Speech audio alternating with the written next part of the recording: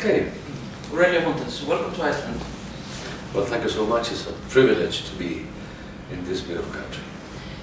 Looking back some 20 years ago, not many people knew about Chilean wines, and for sure nobody had heard about the Montes wines. Now, for wine lovers, both these things are household names. Looking back over those 2 decades and at the main milestones on that journey that you have taken, which would be the most important milestones? Well, when we started 23 years ago, roughly, we realized, and I was totally convinced as a winemaker, that Chile could produce really high quality wines. Something that was not really that clear amongst the other wineries. So we started with our project. We changed a lot of things that were happening in viticulture. And mentioning those milestones, all the way. Our revolution in terroir, for example, was very important. We changed completely the concept where to plant our vineyards. Then we created a revolution in viticulture. We brought, new cuttings and new plants and new clones from the French varieties that we were using. So we refreshed in some way the Chilean viticulture, and that was very helpful for the improvement in quality. We planted hillsides, which was a technology unknown in Chile, and because I've been walking the world, I saw that Rhine River, Mosel in Germany, they were doing very good viticulture in the hillsides and slopes, and we did that. So I would say that all of these little facts were helping both Montes and Chile as a wine producing country to create a better image and a better prestige of what was going on. Today, Chile is an important player in the wine arena, in the international wine arena. We are widely spread. There's a big respect for what Chile is doing. We're exporting more than 60% of the nation's production to countries overseas. So I feel very happy for all of this and very proud. Mm-hmm. So this is more or less the way that things happen in time. Yeah.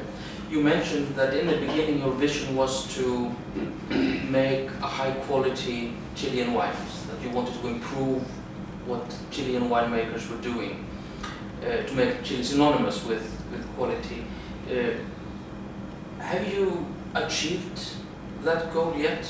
If you think back about what you wanted to do and what you're doing today? I feel really, very confident that we have achieved what we're looking for. But of course, this is a moving target. This is something that never stops. We have achieved certain levels of quality that the world has been recognized lately. But now we have, the new challenge of discovering more new sites to plant vineyards, maybe bringing some new varieties, blending, some other things that we never did before. We are doing some of those new practices.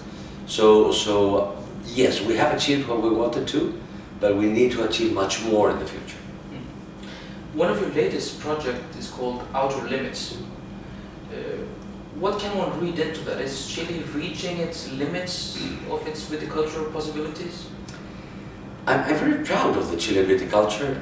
In the past 10 or 15 years, we have been discovering so many new sites to plant vineyards, like Limarí, Vicuña, Bio, and even Apalta as well.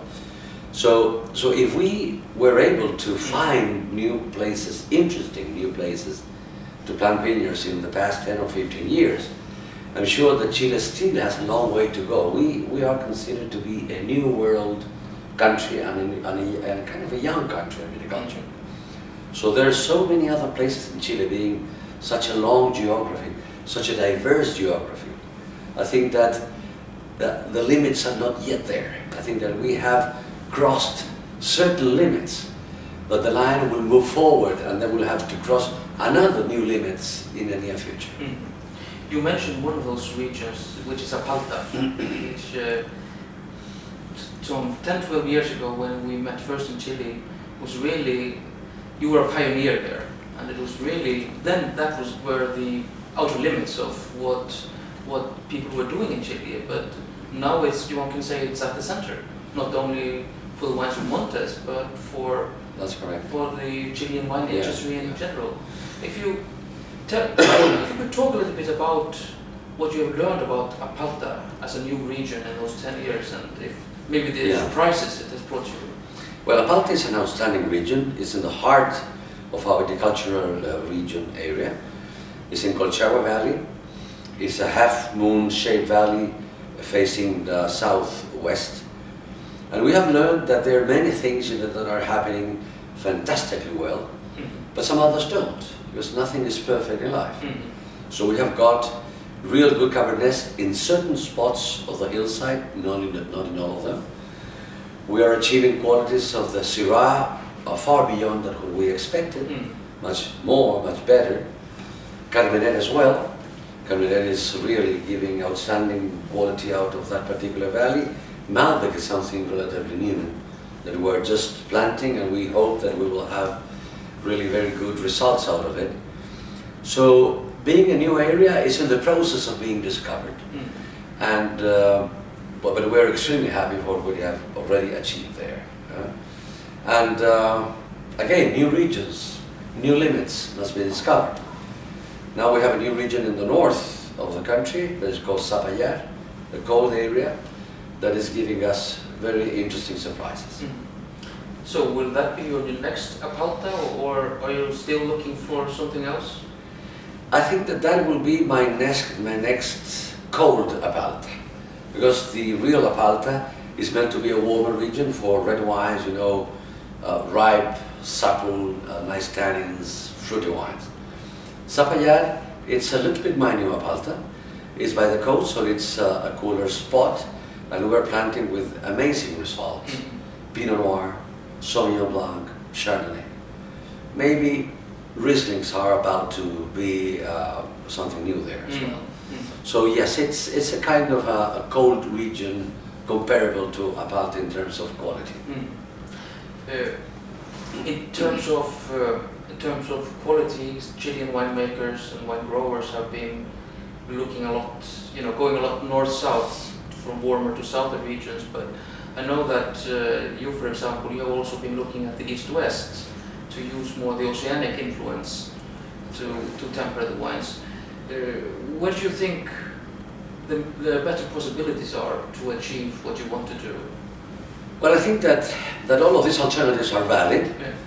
I believe a little bit more in what I'm doing. I think that approaching the ocean in Chile, the Pacific Ocean is very cold, so it's an important factor in terms of climate, in fog, in hanging period, in the speed of ripening. So going from east to west is something that it's really very interesting. That's where we're achieving the real quality. North-south, there are some good results, not all of them are good, especially towards the south. The south, it's a region that can be cold, so if you're looking for cooler climates, you can find cold climates, but you have very early rainfall coming there. So one of the key factors for the quality of the Chilean viticulture is the fact that we don't have much rain in summer. We have long and dry and sunny summers. In the southern part of Chile, that does not happen. So I'm not that keen of looking towards the south or for the quality of our wines. It's more east-west and a little bit north. But you have been looking a little bit all over the place in the last years. You have been active in California, you have been active in Saint-Emilion.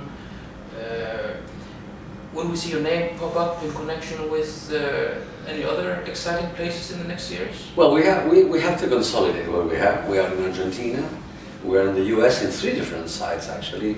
We're in Napa Valley, Paso Robles, and Santa Rita Hills. I'm less active in Saint-Emilion. I used to be very active in Saint-Emilion. I'm a little bit less active today in Saint-Emilion. So we have first of all to consolidate all of this. And yes, we do have some ideas in our minds. We're looking a little bit to old world, nothing to come in the near future, but if I were to explore a little bit of the new world, I have a special interest for the Douro in Portugal. It's something that I have a little bit in mind.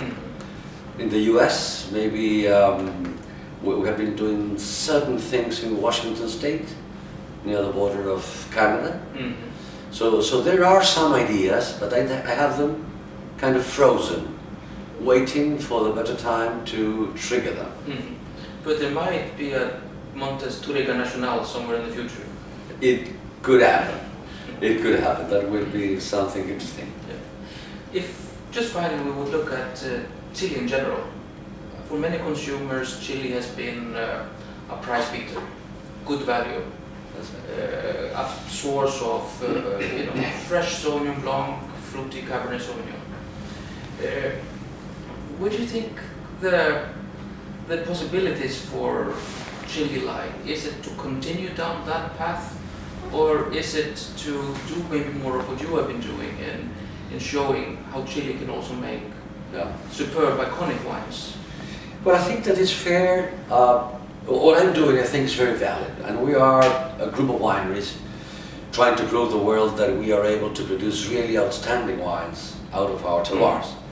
And we have been proving that. We have been doing, several blind tastings, myself and other wineries as well, and all of them has got really interesting results.